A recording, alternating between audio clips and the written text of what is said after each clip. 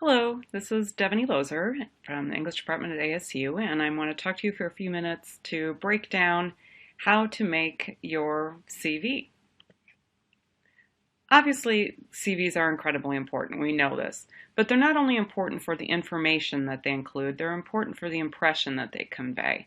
They're a genre, so I would encourage you to study them, and fortunately there are lots of places you can look at CVs, whether you know the person who has crafted it or not. Academia EDU, ResearchGate, academic websites, your peers and professors. Look at what other people do. What categories do they use? How do they order things? What makes the most attractive presentation of the information? I'm going to talk a bit more about all of these ways of making an impression. Now, obviously, you want to make a positive impression. First of all, clarity and correctness are going to do that. If you have any errors of any kind, or if it's impossible to figure out where you got your degrees, these are not good things. You need to be able to communicate those clearly and obviously correctly. I would encourage you to use only recognizable fonts. This is not the time to choose a font that is crazy busy or that won't be seen anywhere else. This is not a design field. Most of us in English are not design professionals, so we're not looking to stick out because of a especially interesting or crazy font. You should definitely vary your font size on your CV, but don't go smaller than 11 point, and I would say probably 12 point, depending on the font. Some people who'll be reading your CVs are wearing glasses and struggling, and you don't want them to have to struggle too hard to read what you're trying to communicate. Now, you definitely want to include some design elements. Even though I said don't get too fussy, busy, crazy, unusual, use a font that will be recognized. I would not hesitate to use some sparing bold and italics, using line for separation of categories, sparingly using bullets. All of these things will help readers get the big picture and decide where to go in for more detail, and that's what you want. You want them to be able to scan the page, see the elements, and then go in to find out where they want more information. Definitely use a header on the first page and a header and page number on each subsequent page. I mean a big heading on the first page and then the upper right hand header and page number on subsequent pages. It could be last name page, upper right, or last name and the word CV and page. You need to have a professional look. You also need to assume that it's possible that these documents will be printed out, separated. You want people not to have to struggle to figure out where page 2 is, and these kinds of things. There's no need to say CV. Now, some of these examples I pulled off of Academia EDU, and these may be very good CVs in other ways. I'm not meaning to impugn any of the people I'm choosing here for examples, but this is an example of somebody who's used the phrase curriculum vitae, and it's really not needed here. We all know this is a CV. If you don't include CV, curriculum vitae, vita, no one's going to notice or care. And in this case, I think that Nicholas Miller has really just given us sort of redundant information, and this would probably look better if he just centered his name and left off curriculum vitae. I want to just go through some of what I'm calling the Goldilocks of CVs, things that are too cold, too warm, or just right, too big, too little, or just right. I think this is an example of a CV that's too spare. It's using a very recognizable font, that's terrific, but it's really not doing much in terms of looking interesting. It's not very interesting on the eye. And I have one more example here too. This one is almost, I think, like a mathematical. I don't understand why the numbers are there. It looks like it's being turned in for a rubric or a list, not as a well-designed, well-thought-out CV. This is an example, I think, of a CV that's too busy. And again, maybe perfectly interesting things here. Certainly looks like a very accomplished person, but it's hard on my eyes. That long list of single spacing, no breaking up between the categories, current position, education, awards, and fellowships all run together. It's as if this person said, I have to get absolutely everything onto the first page.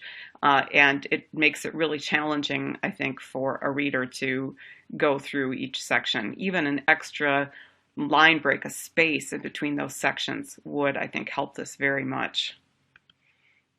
And so here's an example, I would say, of a just right. And again, there may be things about this that are not terrific in your mind either. I like that she's included the date. I think that can be a very useful thing to have so that people know at what point this information was current. I like that there are breaks between the sections. I like the bolding at the top of the section and the capital letters so that I can see quickly how this CV is divided up and decide if I want to know more about editorial appointments. I see that there are a number of them there. I can read them more closely if I choose. I can see very easily what her rank is and that she's gone through several ranks. Obviously some of these things are going to be more important as you advance through your academic career, but each of these categories I think is well done and makes it easy to see what's most important and to follow up for more information if you'd like it. Now I want to go through a few common CV errors. I would say this is one where there's just too many bullets. There are bullets before the name of the institution where the classes were taught, then bullets before each of the classes. We'll talk more about this too, but why ENGL 629 is the first thing there. No one who's not at SUNY Cortland will know what 629 is. I have to work really hard on this list to figure out what this person has taught. I can see that a lot of classes were taught in multiple places. The bullets are not helping me figure that out, and I think in fact the bullets are hampering the ability to read this in a way that is non-irritating.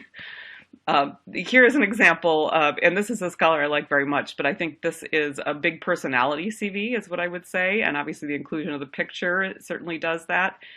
Some great design elements here, but this is the kind of CV I would say you probably want to save for after tenure, or maybe only if you're in a field where design elements are especially important. And this scholar, who some of you may know from rhetoric and composition, also does digital publishing and digital humanities. She's been very successful.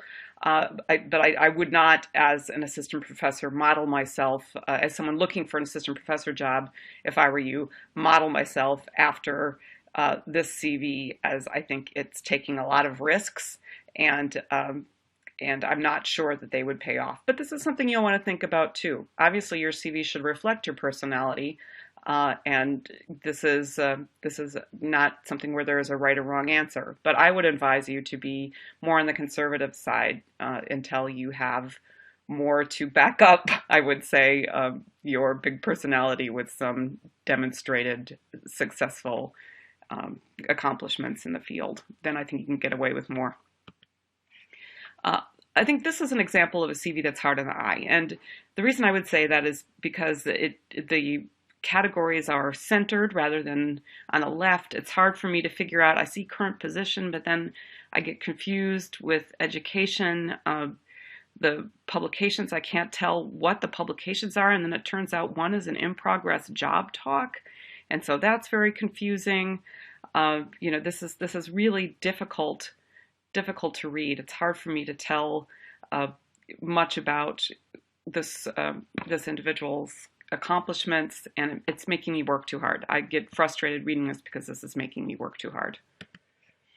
I think this is an example of somebody who's given us the wrong emphasis. I like that education there. It's very easy for me to see education, but is the most important thing really the year, 2012 to the present, or is the most important thing that there's a PhD expected in August 2015, that an MA was received, that a BA was received? I think this is one of those things where the important thing is the degree and the institution, and the least important thing is the year. So by putting the year on the left, I think it's really giving an example of what I would see from what I'm reading a CV for as the wrong emphasis. So you want to think about what your reader's going to be looking at first. One thing that is really a bugbear with me is getting publication status right. If it's published, you give the full publication information in MLA style. We have MLA style for a reason. Let's use it. Show that you know it. If it's in press, you've seen galleys, you've been told when it will be published. Include all the information you have and use after the name of the title of the piece in press.